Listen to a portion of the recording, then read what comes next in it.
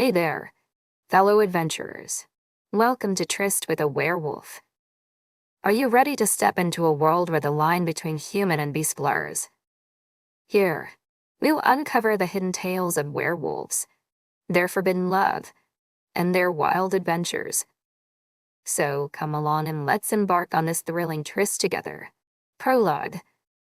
Approximately 1 year earlier than Ed and Cain, a young boy's innocent voice called to the retreating figure in the night.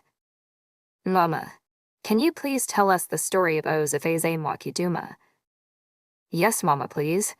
The woman of thunder, the younger brother added. The mother laughed quietly and came back to sit at their bedside. She chastised sweetly, You two have already had a story tonight. It is time for bed, my darlings. She just wanted to go to sleep herself. She was beginning to feel the illness that had crept upon so many women of her pack. The long life and extreme healing that usually accompanied wolves of both genders, suddenly stripped from every female, old and young alike. Her sons and husband would watch her grow old and deteriorate like she'd lived 300 years in mere weeks. She looked at her two handsome boys and worried about them watching her live her last few weeks in agony. She would grant them this request. Please, Mama, Ozefeze Mwakiduma. Yene was and do. Doubted, but knew she would tell. It was her favorite story after all. Please tell of how she controls thunder, and his golden sunlight falling clear down her back. She will come to save us all. She even creates fire with her fingers. The little brother, Yupi Harai Owemen Cain, added his favorite part. I don't know if I remember it. The mother grinned playfully. Mama. She comes from the stars riding a metal wolf. She makes the Alpha King the most powerful and richest wolf alive. Remember. She makes all the packs happy again. All right, my loves. She smiled in the darkness, the torchlight showing her eyes even more sunken in with sickness than usual. Let me tell you. Once upon a time, there was a beautiful young maiden that Moon Goddess sent to our world from the stars above. She was beautiful beyond compare and extremely clever. She came at a time when the wolves needed her most. The land was in disarray. The wolves fought pack to pack. Mwakiduma came riding atop a galloping metal wolf. A brave young warrior would help her get to the city to meet the Alpha King, where she would become his queen and bring harmony to all the packs. Her story starts like this. Chapter 1, Riding the Metal Wolf, Eleanor 60 bullets. Ever worry that while you're innocently driving down the street, you'd suddenly be crashing through the middle of a dense forest jungle instead? I didn't think I'd ever have to be worried about that either, but that's what happened. It was fall, right in the middle of harvest season. I needed to get some more supplies for the chickens on my farm and was coming back from the feed store. My mind was on the many projects I would need to get done when I got home. The list was long. Fix the electric fence, clean the chicken coop, harvest the squashes, can tomatoes, dig potatoes, create the new emergency preparedness video for my YouTube followers. Enough work for the whole week that I needed to get done this weekend. It felt completely overwhelming, but also incredibly fulfilling. 26 and I already own my own farm and successful YouTube channel. My mind on my work, I drove my truck down the dirt road to home. And then, I was not. Instantly, the scene changed and the next second was chaos. The truck lunged through some backwoods jungle, leaping like a deer over rocks and vegetation. I screamed at the sight and tried to slam my foot into the brake, but impact with the fallen beat me to it. My face slammed the steering wheel, cutting a jagged line over my cheek, and the seatbelt pressed a heavy bruise clear down my chest. I laid still against the steering wheel for a full minute. A lot of pain escaped my lips. My truck's window had a large crack coming from a 6-inch circular impact. It hadn't broken clear through, but a spitter-bare of cracks laid at the passenger side. The front engine had been crushed and a try of the key only clicked. I was stuck. I sat back with a groan and surveyed the surroundings. I was in a heavily wooded part of some forest somewhere. I could only see about 50 feet in any direction. The vegetation was so crowded. A turn behind me showed only about 20 feet of broken greens where I had run them over. What just happened? I took another minute to calm my nerves and rub the wetness from my eyes. My thoughts fuzzy and blurred, and I rubbed at my ears, feeling the sensation like they needed to pop. I gave a heavy yawn and got the air pressure to even out. Unbuckling my seatbelt with a groan, I reached to the passenger floor where my purse was and cringed through the soreness of my chest. A glint of aquamarine fell from the top to the ground, and my eyes scanned for the color half-heartedly until I found my cell phone and turned it on. A heavy sigh pressed my injured front when I noticed the bars. Of course, there would be no signal. I dug around in my purse, bringing a travel-sized tissue pack out, and pressed a tissue to the cut at my cheek. Using the rear view, I wiped the blood from my face. Then I used my purse emergency kit to place a Band-Aid over the cut. I had a bottle of pain reliever, but no water in the cab, so I took the pill dry. It was not as easy as all those movies make it out to be. Note to self, there is some water in the emergency bin in the cargo bed, Eleanor. You lazy butt. My muscles hurt so much that I just sat there for a few minutes letting the pill start to work. When I felt like I could breathe again, I got out of the cab and looked around. What just happened? Where was I? How would I get home? To the right of my truck was a steep incline of the mountain. If I hiked it, I could probably get to somewhere I could find a signal. I sighed, looking at the great feat. It would probably take me all day. But what else? Sit there and wait for a helicopter rescue when no one will even know I'm missing for a few days. Stay calm and just do it. I dumped out the contents of my purse onto the seat to make room in my bag for a water bottle. Then I replaced the protein bars and cell phone.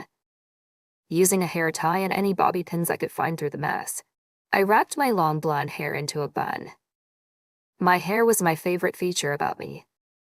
I'd been growing it out since I was 12, so it was straight down beyond my hips, but a hike like this would not be fun with hair flying all over. I was already in the habit of keeping it in a bun when I worked around the farm, so this would be no different. After I finished with my hair, I tucked my pepper spray back in the bag as well, remembering the scary viral video of a hiker getting chased by a cougar.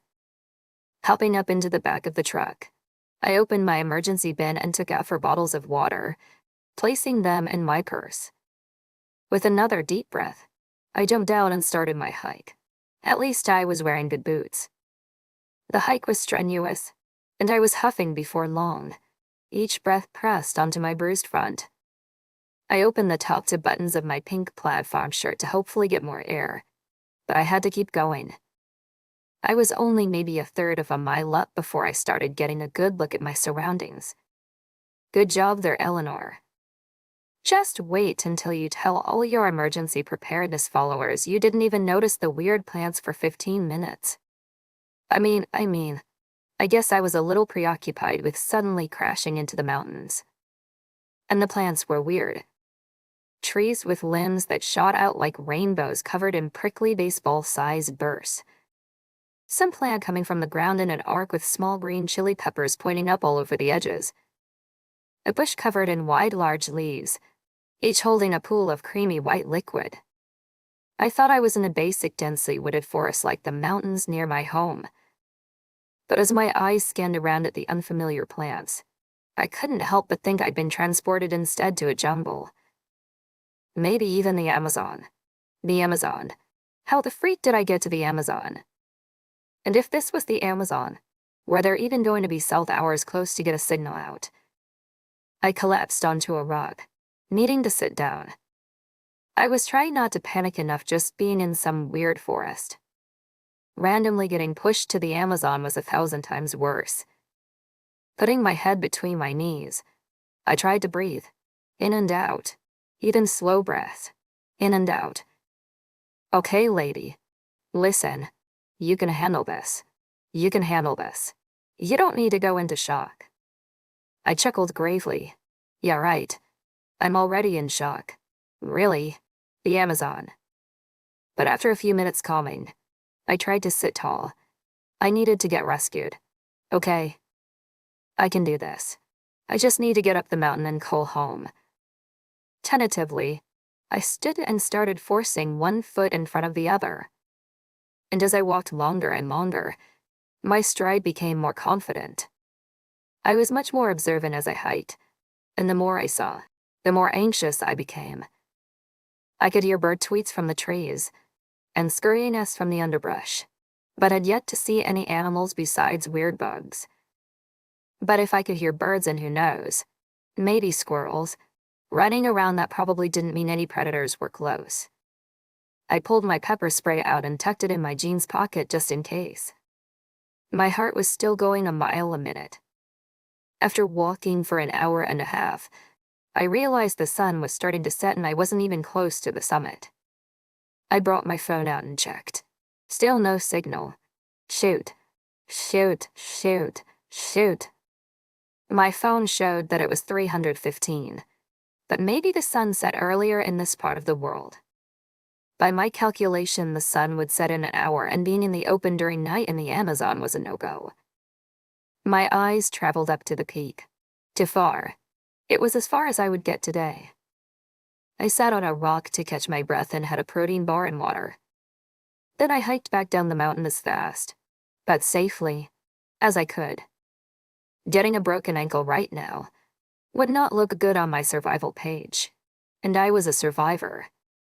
I followed my tracks through the broken plants and made it back to my truck with light to spare. Thank goodness going down the mountain was a ton easier than the hike up. But I'd get a good night's rest in my truck and set out early in the morning, see if I could climb higher. Quickly, I went through my emergency box and tossed the sleeping bag in the cab, then brought out my thermal cooker pot and butane stove. I loved that thermal pot. You put your meal in it with water, boil it for 3 minutes, hide it in the thermal covering, and the cover will keep the food hot and cooking for hours. Best invention ever. I put a freeze-dried meal on to cook and smiled to myself. My friends always laughed at my preparedness habits and called me a zombie apocalypse freak. But would they have a hot meal if they suddenly were transported to the Amazon? I think not. So who's laughing now, Karen? Huh, I chuckled to myself. As the sun set and I sat on the tailgate eating my pasta dish, I couldn't help but eat the side from my farm. The animals would all have enough food and water. For tomorrow, I added looking at the bags of chicken feed. But the goats would need to be milked. Not milking meant pain for them and vulnerability for infections too. And not closing the chickens in the coop could mean an open buffet for raccoons. So I really needed to be there. Hopefully all would be okay. Until I could get signal tomorrow. I rinsed my dishes out with some bottled water and placed them back in the bin. Maybe I needed to add toothpaste to the bin too. I made a mental note to add a mini personal kit in there when I got home. Or, I guess, to a new kit. If I was in the Amazon, I was guessing my truck wasn't coming with me. Was that covered under insurance? The thought caused a giggle to spill from my lips as I spoke in some insurance worker's annoyed nasally voice. No. Sorry, miss. Your policy includes only Tundra and Sahara, not the Amazon for all magical transport claims. I gave a hearty laugh but then stopped abruptly. This was crazy. I must really be in shock. My brain was doing really weird things. Karen, toothpaste, insurance. My head hurt. But my laughter had caused some animal to slither away in the underbrush, and I decided it was a good time to hide in the cab for the rest of the evening. I had a solar charger for my cell, but that wasn't going to help me now, and holding the charger to the sun for the hike tomorrow wouldn't work. So I was going to have to keep myself busy for a few hours on my own. My purse items were strewn about the cab, so I went through them, hoping for a lost gum packet. No such luck, but I found a mini notebook. It was starting to get darker, so I placed my headlamp on and began to draw. A whole cat laying in sunshine picture later, I looked up. My jaw rocked in shock at the night sky from out the cab window. What the? Where the EFF was I? The night sky was dark and littered with normal stars, but what really caught my attention was the 2 giant moons and Saturn filling my view. That couldn't be freaking Saturn, could it? I stepped out of the truck and looked at the sky above me, still unconfronted. As I searched the sky for constellations, I realized none were familiar. Was this not my sky? Neither of those globes were my moon, and Saturn surely couldn't be seen with the naked eye, let alone like a silver dollar in the atmosphere. With the view open from the cab, I could now see another planet with a purple tint. Goosens chilled my arms and my stomach crawled. I thought back to the plans and now this sky, then jumped back in the cab and locked the door. Holy freak. Was I? I couldn't be. Was I on another planet?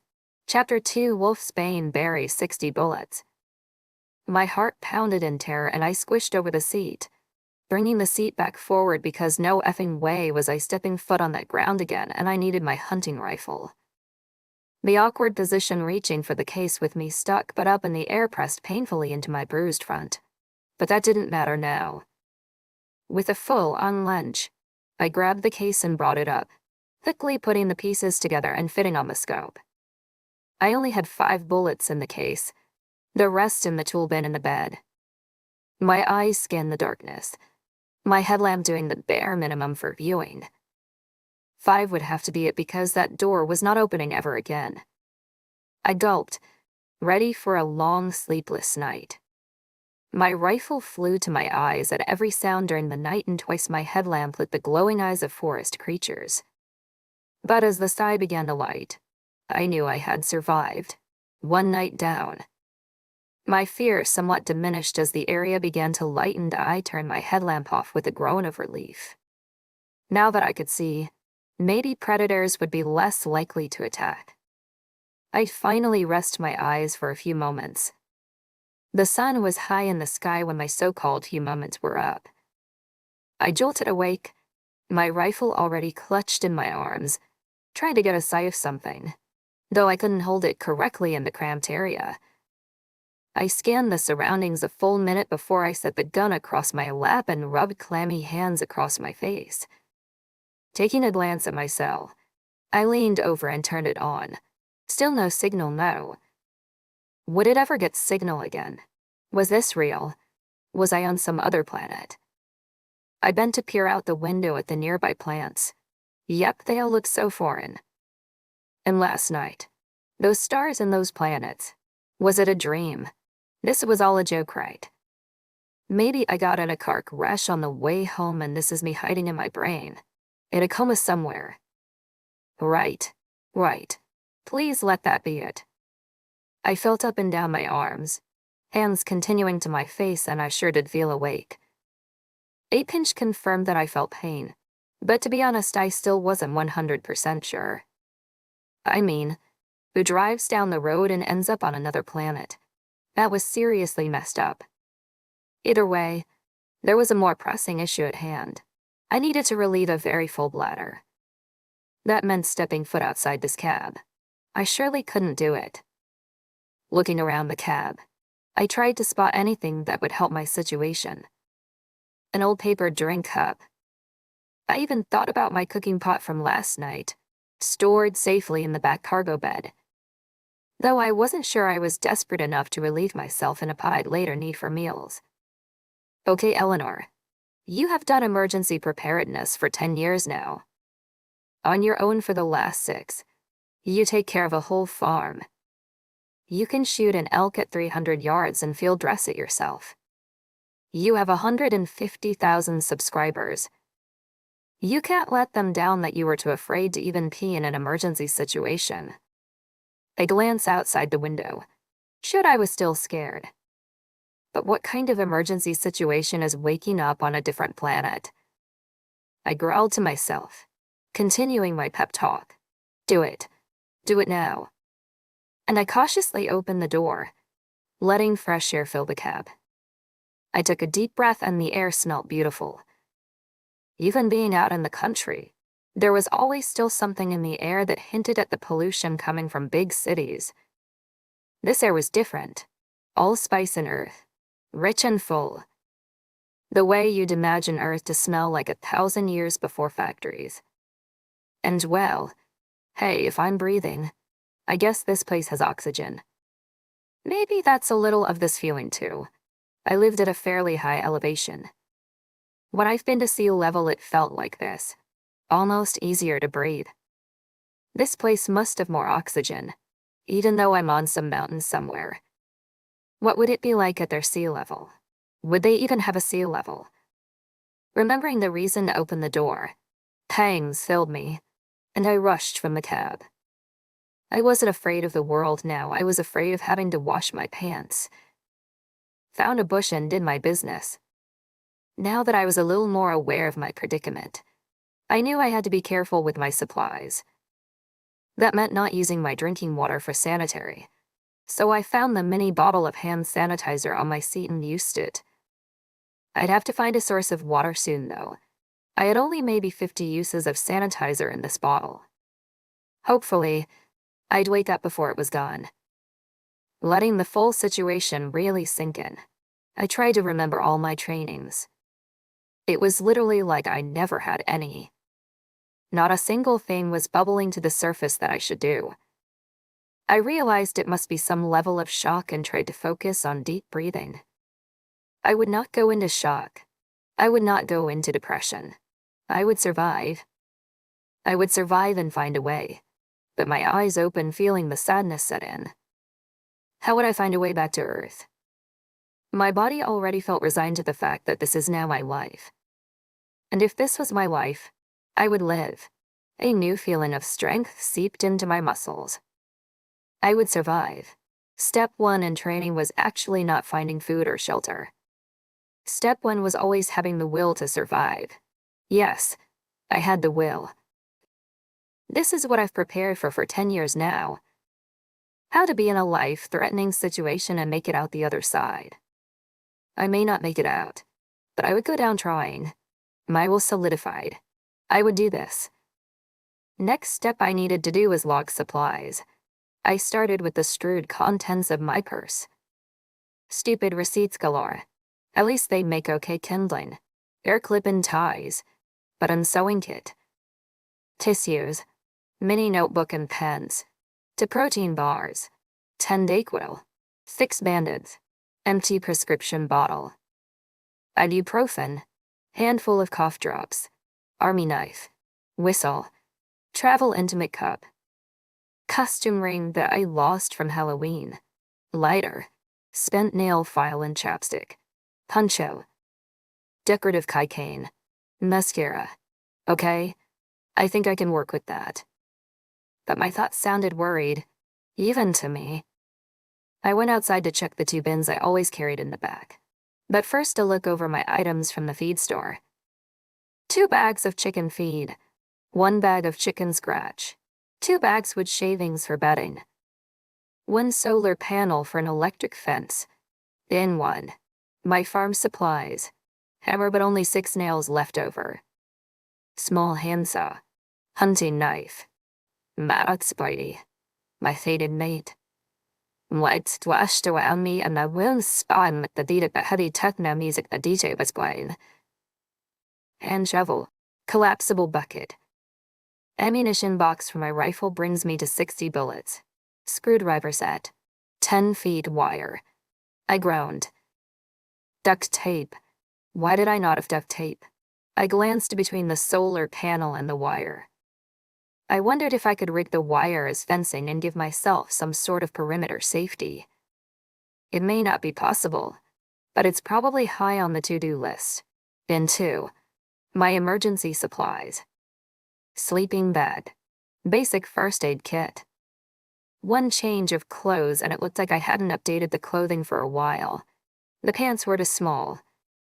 Fire starter. Water filtering straw and 20 water bottles. 3 days of dehydrated meals and 14 20-calorie biscuit rations. And then my thermal cooker, butane stove, and kitchen tools.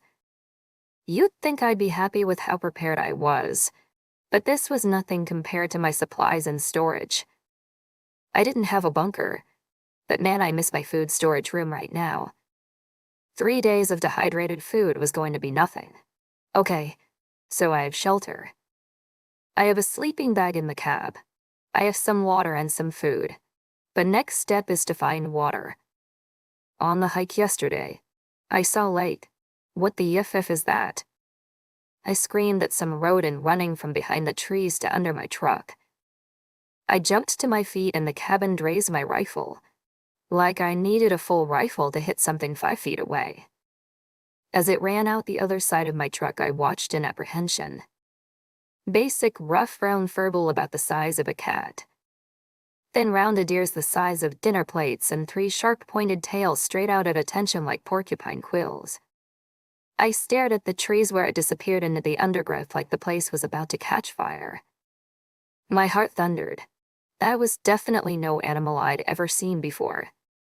We're not in Kansas anymore. Toto. Quickly I twisted to the opposite side of the truck, my gun taking aim as I realized the furball could be running from something. My ears perked up trying to listen to any ricocheting coming through the underbrush, but the only sounds came far in the distance. Some screeching bird that ska sounded deadly even from this far. I keep my rifle handy for that one. Or maybe that bird would keep my time here short. I pressed my chest. That would be helpful too, since I wouldn't have the heart to do it myself. Okay, whatever. Back to business. I need food and water. I downed a protein bar and water bottle. Then put all the empty water bottles in my purse, with the water straw, calorie ration biscuit, and flung the rifle over my shoulder, the pepper spray in my pocket. Here we go. I walked 100 steps, dragging a walking stick for a trail back and noticed no water. Same thing in for other directions. Coming back from the 4th was those same hot pepper arc plants I'd seen on the hike the day before. Guess those are as good as any to see if they're edible. I did like eating green peppers at home like apples, so hopefully these wouldn't be the ghost pepper variety. It had been a while since I had to test new fruits and vegetables if you didn't know if they were edible or not. But I was pretty sure I remembered that you just test the plant on your skin first. So I picked one of the slim peppers and broke it in half. I tried to smell it, if I could smell any spicy in the air, but I couldn't. I was kind of nervous, just rubbing pepper juice into the soft underskin at my elbow. Would that even be a good idea on my easily irritated skin anyway? But I needed to find food in this place fast, and after you test it on your skin there is still a few more days of testing before you can eat a full piece. So better to start now. I got out a pen and wrote a note on my skin above the new juiced area, pepper. Then I got back to my water search. My next choice of path. At 100 feet and I could hear the familiar trickle of running water. I kept walking and even tried for a few circles before I found it a couple minutes later. It was a small stream of water, no larger than a drizzling bathroom sink, that pushed out from a giant round boulder. It formed into a small pool below about the size of my truck's tire. I was hopeful it would be a freshwater spring with how it fell from the rock, though. But I wasn't testing anything yet. My water straw was supposed to filter for 3 years, so I wasn't worried as long as this hole wouldn't dry up. I dipped the empty bottles in the small pool and returned them to my purse. My stomach growled at the bush only a step over that held delicious-looking fully ripe blackberries. It wasn't the blackberries I had on my farm. The bush was rounded instead of vines, and the berries doubled the normal length, so I still knew to be cautious. Picking up a berry, I rubbed the juice next to the pepper spot and then tossed what was left of the berry to the ground. If those end up edible, I'm going to hurt myself for throwing one away later. A quick note on my arm said blackberry. And then I rinsed the juice from my hands in the small pool. I made harder scrapes into the earth and vegetation to find this trail again as I headed back to the truck. On my way back, I looked over the other plants.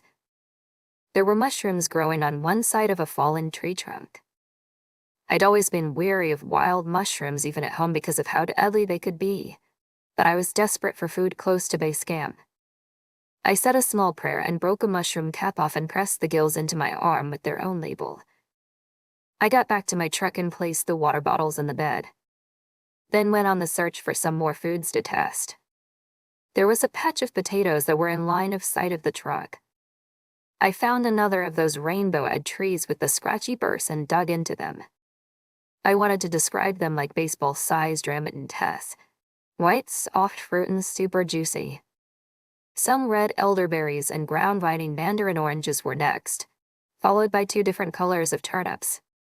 While I was trying to write the last on my right arm, blue turnip, I realized my left arm was burning. I turned it over to check my lists, and under the blackberry label my skin was starting to bubble with fingertip-sized boils. I said a curse word and shot back to the truck. I realized that my hands had red sun burning all over, and the fingertips of my right hand were also burning with a similar small set of boils. Another curse. At least I didn't eat those berries. I reached for the pool water bottles and uncorked one to flush the burning berry toxin from my arm. But a voice at the back of my head made me look at my sunburned hands again. The sunburn was on both back and front of my hands and stopped in a clean line at my wrist. I paused as I tried to piece the information together as my arm and fingertips flamed. Barksby, my faded mate. White splashed around me and the wind spun with the beat of the heavy techno music the DJ was playing. My neck prickled with fright. I tossed the bottle on the ground and the precious water spilled into the broken grasses while I jumped up to the bed for a fresh bottle. I drenched my arm and fingertips with the whole thing, the water only briefly helping quench the fire. I emptied another bottle over, trying to delicately wipe at the area. I clenched my teeth through the pain, now wishing I'd kicked that darn berry right into the effing dirt where it belonged. Oh, freak. My arm hurt. I blew out, my face contorted, teeth clenched, body rotting. Great. Day 2 and already an injury to deal with. Slowly, I got out the first aid kit and there was a small jar of my homemade salve. I bit my lip, already knowing this was going to hurt, and slid my fingers through the yellow paste and rubbed it into my arm. The screech of pain could not be helped. Tears dotted my vision and I held still, trying to breathe through the ache. When I could finally see again, I rubbed salve over my fingers and hands, then got out a rope of gauze and wrapped it around my forearm over the burn. I sat for a few more minutes, nibbling on a ration biscuit and taking a drink of water, but ignoring the burn was all I was going to be able to do for now. In my mind, I stood in front of my beautiful medical cabinet and grabbed for my bentonite clay that worked wonders for burns. I rubbed the quiet tears from my eyes and looked over my arm. The other places with plant juice looked okay for now, but I'd need to reapply the first few things again. Even the pen ink was mostly washed away. Shoot, now I really needed water. I dumped a whole bottles before I even knew what I was doing. Finding water was getting more important by the minute, but I'd start dinner first. With a pang of guilt, I put a pot of water on to boil on the small stove. I shouldn't be using all my water now, but with the injury I need a good meal. So I poured the contents of the dried food pouch in and shut the pot into my thermal cooker. I'd need to wait for it to rehydrate a few hours. A quick look to the sun showed it would probably be ready at dusk and I could eat in the cabin and get ready for night number 2. Number 2, would I ever get back home? Taking a quick hike around, I repleted the pepper, potato, and rambidant juices. I looked at my still stinging fingertips. Should I use 3 of my bandits already? I blew on the burn as the truck came back in sight. I didn't want to, but I guess scratching the boil bumps and tearing the skin would be worse than saving the bandits for later.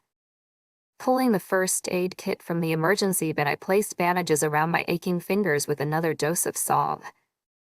I wouldn't look at my arm yet, but a glance down did startle me. At the soil, where the water bottle I threw poured, plants were withering and blackening in a small circle. Crap, that meant I was right. That water was no good, maybe having something to do with the death berries, and I hadn't seen any other sources today. Well, hell, at least we answered one question today. I'm staying away from the nightlock berries and nightlock water. Chapter 3 GS 60 bullets. The next morning showed no change at the deathberry boils on my arm. I repleed soft to the burning skin and wrapped it back up. The elderberry and mandarin orange spots were reddened with an anxious color, so I rinsed them off and put the two fruits in the no category. The mushroom, which I was originally worried the most about, was still going strong. I had to choose which fruit to continue with because now they had to have days individually. While I was most looking forward to the rambutant, I figured I'd better go potato next because it was the largest patch in close to the truck. I dug another up and rubbed the inside against my lip. Then I think tomorrow I hold a piece in my mouth. But don't eat in the day after. I can eat a single bite if I still feel well. I looked at the potato with worry. At least I thought those were the steps. I really wish I had the internet on my phone right now to check for sure. Making up an oatmeal breakfast from my cooker, hoping for a more filling breakfast today, I was down to 10 water bottles. Today's main priority would be water, and definitely not deathberry water variety. If I needed to go far, I need the energy. I had dumped the rest of the deathberry water but was really counting on being able to reuse the bottles with a good rinse.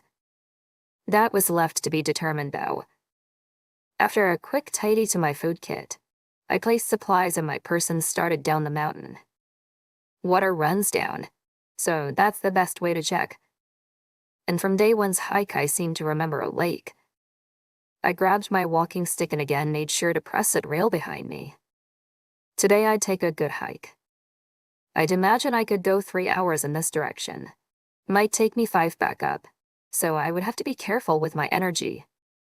About 40 minutes into my hike, I wondered about my family back home.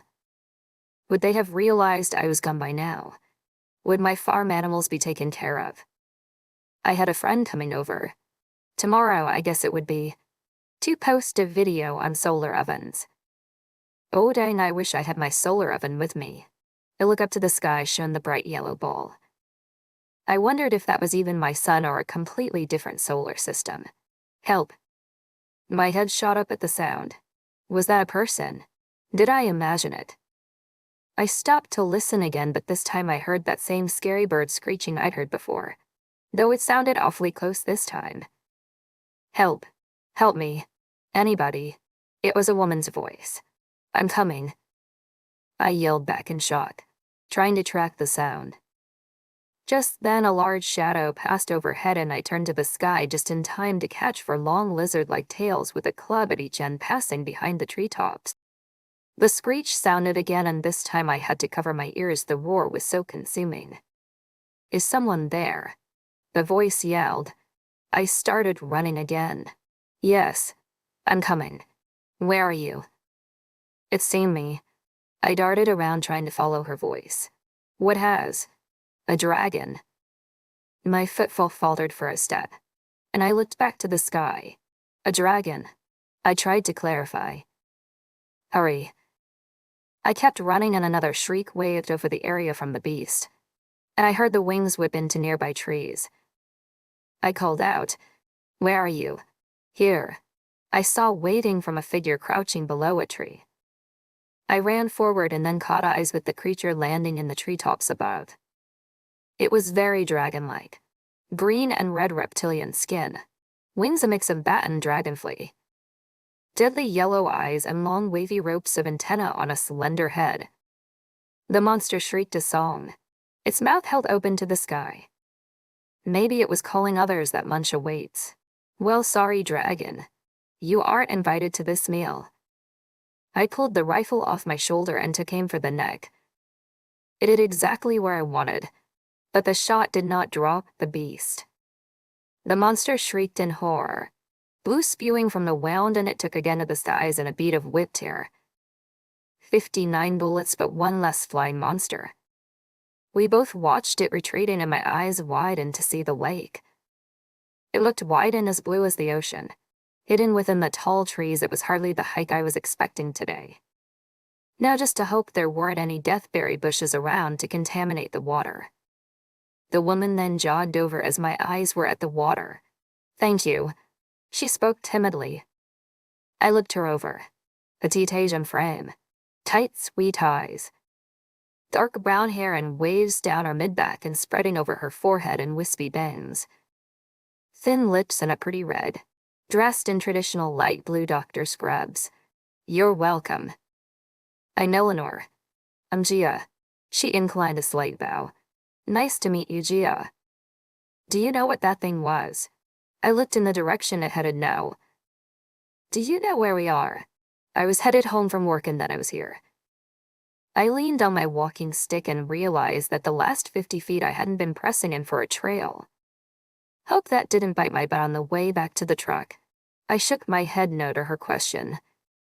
I was driving home from the store. Me and my entire truck got transported here.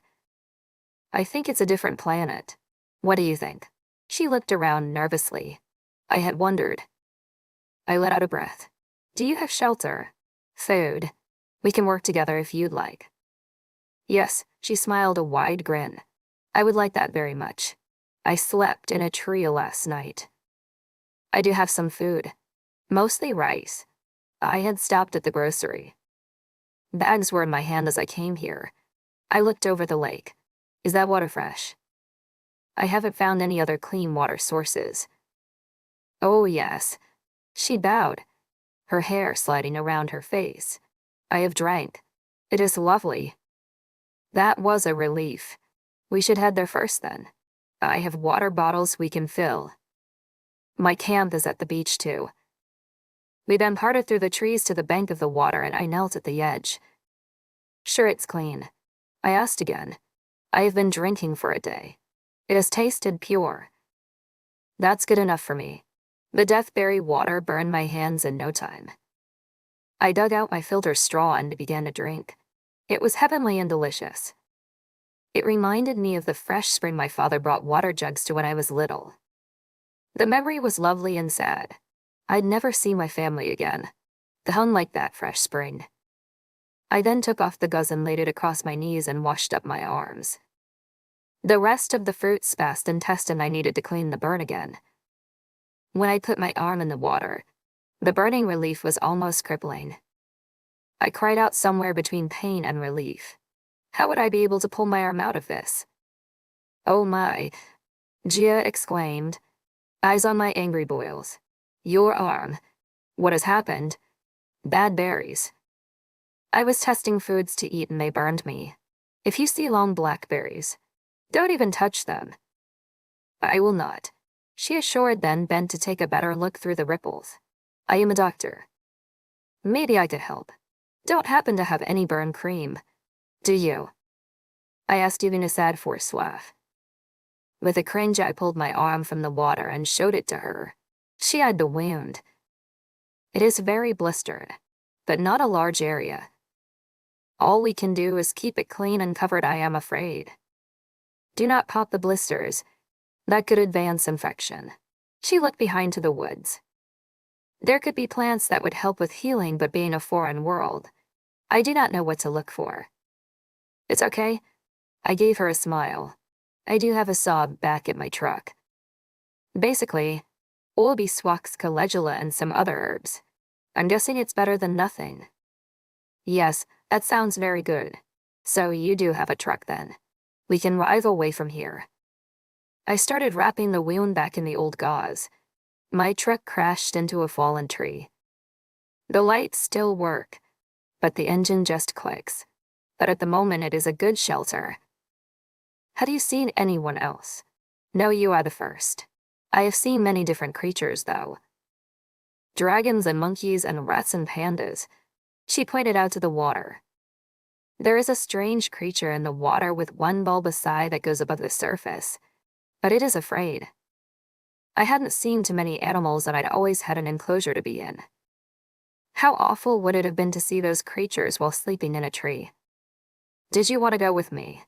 Grab your things and I'll fill balls. She nodded and walked off to her spot while I packed my purse with full balls. She came back with 4 reusable grocery sacks hanging in her arms. Why don't I take 2 of those? Then we each can take some weight. You have a bag of water. That would be very heavy already. The woman was no farm worker. She had a delicate frame. That would be crushed by this hike holding bags all the way.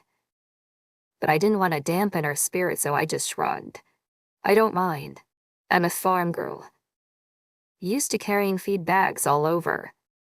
She eyed me warily and then nodded, handing over 2 of the bags. Can I ask what you've got in here? I'd like to know what supplies we've got. Sure. It is a large bag of rice, a chili pepper, fish sauce, and for potatoes. I ate my other fresh food yesterday, I'm afraid. In your bags are extra scrubs I took home to wash. I washed in the lake this morning. They are still damp. We should hang them up when we have a chance. We can do that. I started walking up the path I thought I took to get to Gia. Keep an eye out for a line drawn in the ground and vegetation. I tried to make a trail, but I forgot the last bit as I ran over here. It will be much easier to find the truck if we can follow that line.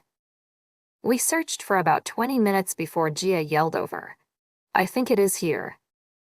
I ran over and sighed in relief. That's it. Let's go. Heading up through the dense vegetation, she looked over to me with interest. What? I asked nervously. It is just. She paused.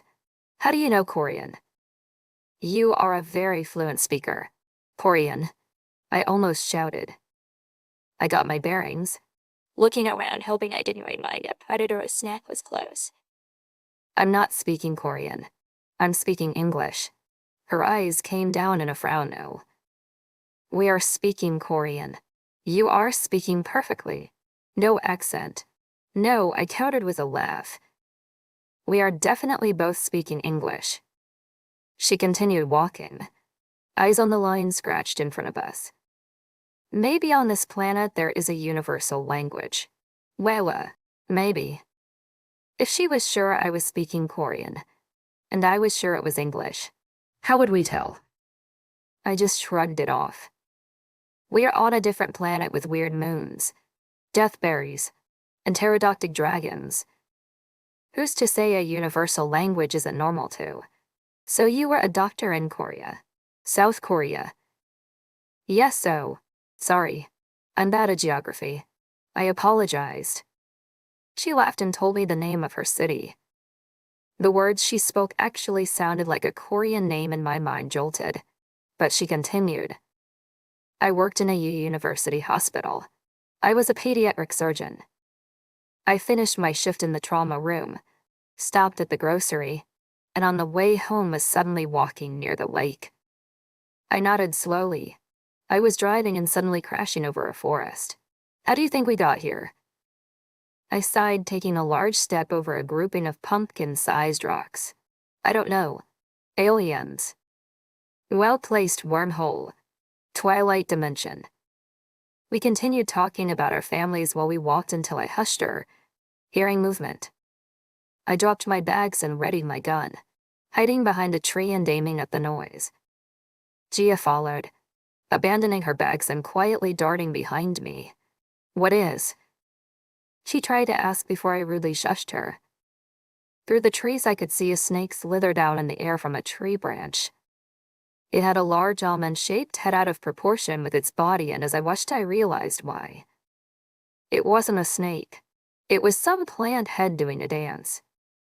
Then the almond head opened up, showing a beautiful golden daisy, stamens glittering like diamonds. The flower was breathtaking and begged me to go to inhale its perfume as sent like a siren call. Maybe I actually moved, but suddenly Gia's small hand was gripping my arm and pointing. Her hand was over her mouth, holding in her breath. My eyes darted to her point and I saw her but a creature. It was a large black and white grizzly bear with oversized teeth and 2 rows of fish spines along its back. My rifle set sight on it instead, ready to blow its oversized teeth straight from its head if it so much as looked my way. But it was moving lazily, on its way to the flower. The flower started softly bobbing up and down, and the bear's movements began to mimic the bobbing the closer it got to the dazzling petals. When the bear got close enough to the flower, it stood on hind legs and placed its snout in deep to smell. Suddenly, the petals closed around the bear's face like a Venus flight wrap, entrapping its victim. The bear swiped its paws out in alarm for only seconds before the whole thing slumped to the ground in a breathless sleep. The flower still closed around it. Freak. Okay. Avoid death berries. Avoid death flowers. Check. Check. I nodded that we should keep going, and Gia and I walked again, following the broken path. We got back to camp about an hour and a half later, and I noticed something had been sniffing around the back of my truck. I imagine one of those ear rodents, because one bag of chicken feet had been bit into, the contents sliding around the back of my truck. My eyes slid around the area, not seeing anything out of the ordinary. I then checked the sun's position in the sky. On Earth, you can guesstimate the remaining sunlight in hours by hand widths to the horizon. It had been pretty similar here, so there might be 2 more hours until sunset. I set to making up dinner for me and Gia. I put the dried meal to cook in the outer pot and a serving of rice in the inner pot. It would be nice to help the meals stretch with her bag of rice. After dinner was left to cook, we set to work on figuring out how to get the wire and solar electric charger to work as a perimeter fence. I'd used solar chargers for fences on the farm before, so I knew how to set them up. But at that point, I'd had all the tools, handles, and correct fencing to use them. This time a YouTuber and pediatrician would have to put their minds together to figure out how to connect regular wire to the components and get them around the perimeter into some ground rod. We worked on it for 2 hours, but had no luck as the sun went down. As nighttime came, we put the fencing down and got comfortable in the cab eating our dinner. We had placed the charger where we thought it would get sunlight throughout the day and left it. So hopefully in the morning it would already begin to charge, and tomorrow we could figure the fencing wire out. What is this called? She blew on the heated meal. Chili mac with beef. Over rice, of course. She smiled and took a bite. It is quite nice. It's a hot meal. Out in this place, I'm guessing anything of earth food would taste pretty good. As she brought another spoonful to her mouth, I noticed the ring on her pointer finger. A beautiful thick gold band with an oval aquamarine stone set in the band. Pretty ring. Oh, this one. She held her fingers out. I actually found it here. It was in the dirt where I landed. It's beautiful, I commented with a bite of my own meal. She looked it over and then bent to take it off. Why don't you have it? No, I halted her hands. With what of mine? I can't take your ring. But you saved me from that dragon, and you helped me have dinner and a shelter now. I owe you much. I'm not taking your ring, Gia, I said with a laugh. I'm glad we found each other. It'll be easier to be out here with company. I held my arm out, now expertly wrapped. And having a doctor around will be very nice, I suppose. She sighed, taking another bite. I wish I had all my supplies as you do. I would have better medicines to help heal your burn. I shrugged with a grin. Don't sweat it. Not everyone can be a preparedness guru. She giggled and went back to her meal. We played a few rounds of dots and boxes in my mini notebook, then played an hour of games on our phones that worked without signal. She told me about her day-to-day life, and I told her a few funny stories about the farm. When it got late enough and a round of solitaire was over, I told her, I'll take first watch. I'll wake you at 2. She nodded and put her phone on the dash. Then we pulled the unzipped sleeping bag over us. She used a lump of her clean scrubs to make a pillow and leaned back at the seat. Good night, Eleanor. Night, Gia. I turned off my headlamp, hoping to conserve batteries, and held the rifle close, listening to any noises that disturbed the night. Chapter 4, Golden Sunlight, 59 bullets. Thankfully, we both slept well, with only minor annoyances from a quill-ed rodent. One kept hopping in the back, going for the chicken feed every few hours. But any time we flashed the headlamp on, it would scurry away. I was ready to make a dinner if it wouldn't cost one of my bullets. Maybe tonight I'd get my knife out and try to toss it. Maybe the chicken food would make a good trap. Or I could use some of the wire to make a snare. Why hadn't I thought of a snare yet? Some fresh meat would be nice. I tested the potato by putting a slice in my mouth for a few minutes while we continued working to figure out how to make an electric fence. I strung the wire knee-height around surrounding trees and hammered sticks in where trees weren't close and brought it back around to the metal conductor piece we'd salvaged off the truck. I think that is it, Gia shouted an hour later. She closed the top and all we could do was hope. We'd need to wait a few more hours for the charge to get powerful enough. We both ate a ration square for lunch. Then she spread a few drops of fish sauce over hers. What is fish sauce? I asked, looking at the bottle. I sure couldn't read Korean at least. She giggled. It is like soy sauce. Just a flavoring. Very good. Would you like to try? Anything called fish sauce really didn't sound appetizing. But she ate chili mac over rice yesterday, so I guess I couldn't complain. I poured it raw onto the corner of the biscuit and then cringed at the salty taste. Barak Spidey, my fated mate. White splashed around me and my wounds spun with the beat of the heavy techno music the DJ was playing. I like it at least. I nodded. I'd love some ketchup or maybe ranch to dip this thing in. I tried to pretend it was a brilliant chocolate chip cookie. I wasn't doing a good job. After lunch, I tried to set some snares with the wire. It was heftier wire than I've worked with making other snares, but in this situation, beggars can't be choosers. Anything was worth a try. Then we tossed some chicken feed down, hoping those rodents would go for it. We closed up the food and feed in the bins better, and I felt bad for not already thinking to do it. Trying to conserve fuel this time, I made a small fire and cooked dinner over it instead of the butane stove. I wasn't sure if I was ready to meet any Martians, but at this point maybe getting probed would be better than dragons and bears. We sat around the fire and watched the embers burning, both lost in our own worlds. Or maybe I should say both lost on a different world. Her with her nieces and nephews and me with my animals back on Earth.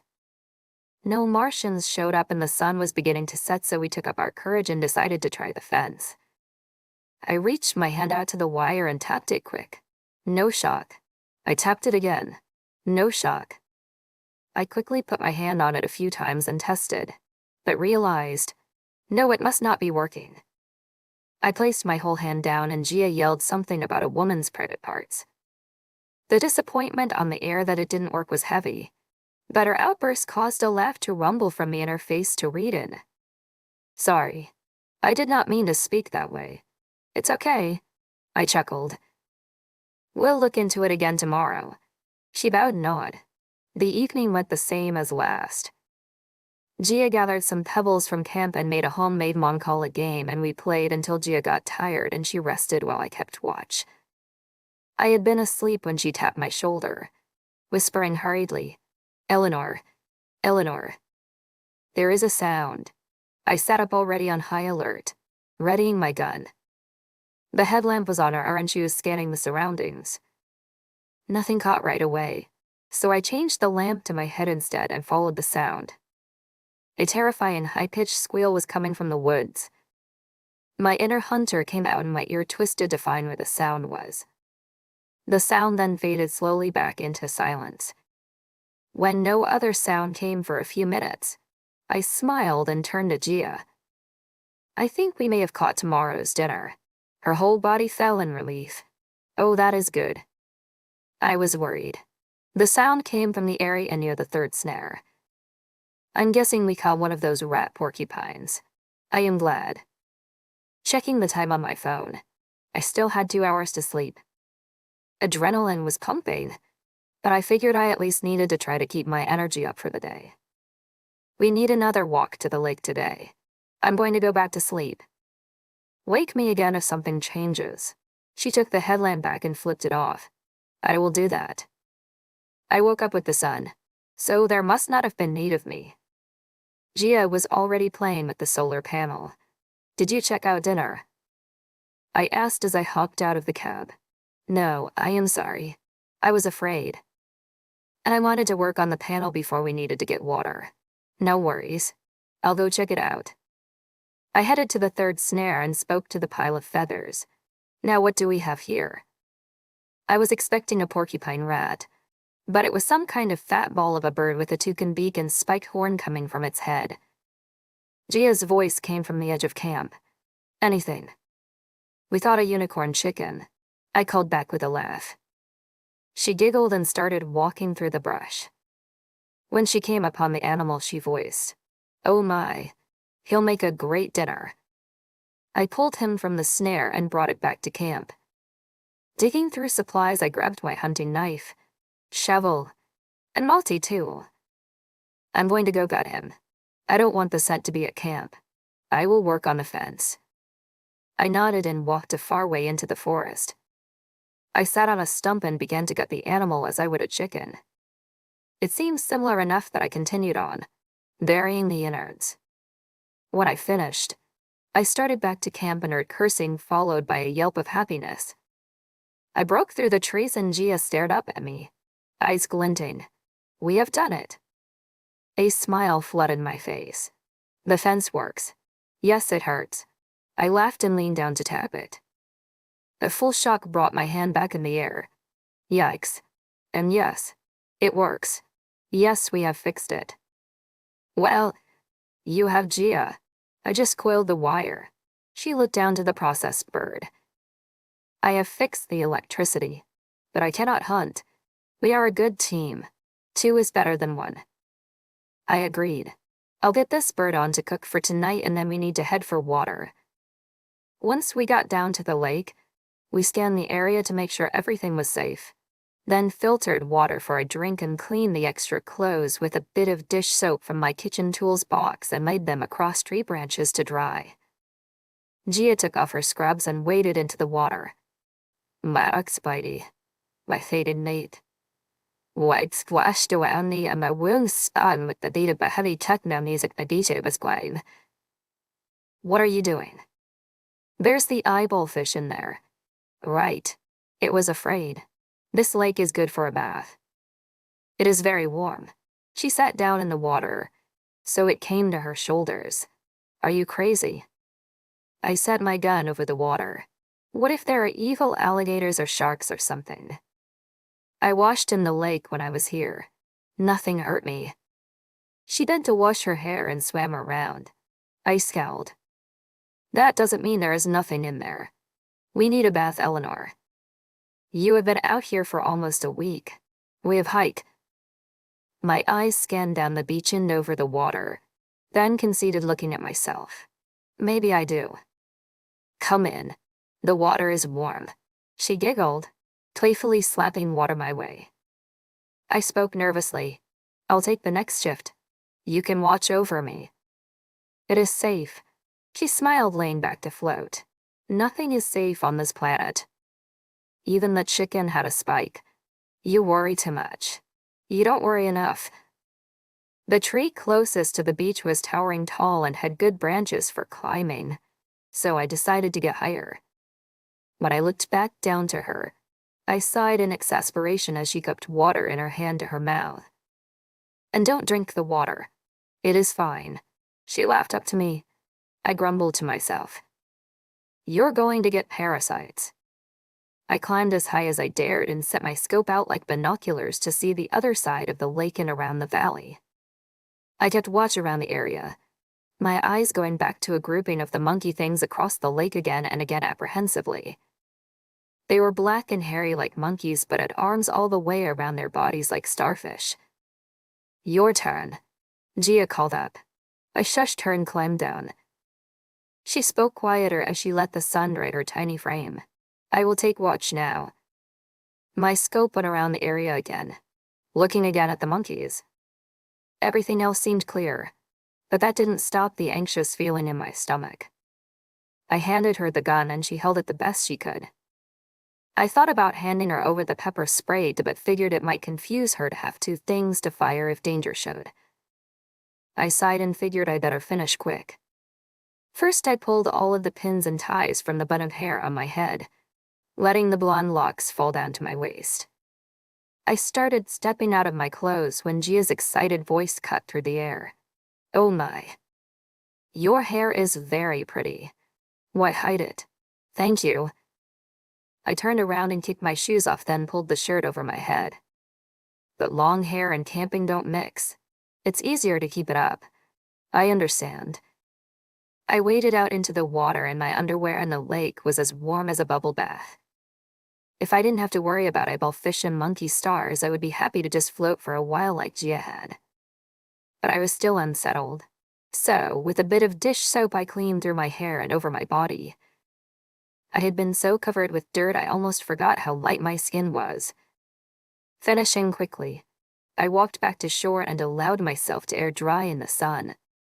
Gia handed me the gun back and a square of ration biscuit. See, that was not bad. It feels nice to be clean, I admitted. We kept an eye on the monkeys across the lake and a flock of tiny hummingbirds that kept flying over the lake as we ate lunch and waited for our extra clothes to dry. Gia told stories of her pet bird, and I told her of my farm dog and cat. We both were giggling at the other's funny animal stories until we decided the sun was getting low and we needed to get back to camp. We collected all our clothes and water bottles and started the trek back to the truck. Couldn't the universe have parked my truck closer to the water? I griped. Or even just downhill, Gia agreed with a laugh. We finally made it to the truck, eager to eat our unicorn chicken. We were both worn from the heavy climb and each had 2 servings of chicken with broth and decided today would be a good night to sleep right away. I took first watch again, being more used to farm work, letting her sleep as soon as the sun downed in the sky. I felt more at ease than I had in a few days with the new perimeter fence electrified and snares out across the woods. Also, a new friend to help with chores and loneliness. The full belly was surely helping as well. Who knew? Maybe this was a good enough life, but good enough for forever. Someday we need to start looking for civilization. It seemed like a summer here. Would this planet of seasons like Earth? We couldn't survive any snowfalls with just a sleeping bag. Maybe we were closer to the equator, and this was normal temp year-round. We could hope, but I'm guessing we need to find others. Maybe there were even more humans transported. Was it time to go searching for more? The idea was frightening. Thanks a bunch for joining me on this tryst with a werewolf. I hope you had an amazing time exploring this mysterious world with me. Make sure to subscribe, leave your comments and likes, and I'll see you in the next tryst. Bye for now.